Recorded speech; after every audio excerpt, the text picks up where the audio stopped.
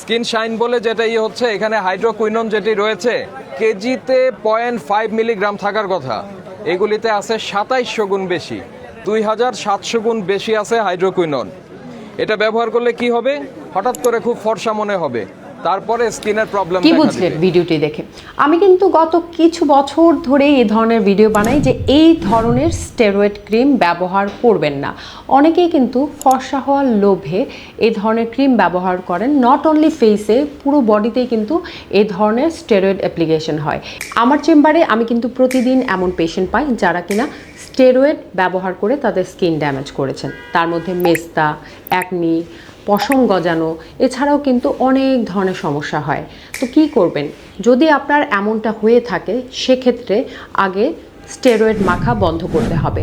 তাড়াতাড়ি ডক্টরের সঙ্গে যোগাযোগ করুন, নিজের স্কিন ব্যারিয়ারটাকে ঠিক করুন এবং অবশ্যই অন্যজনকে সচেতন করুন।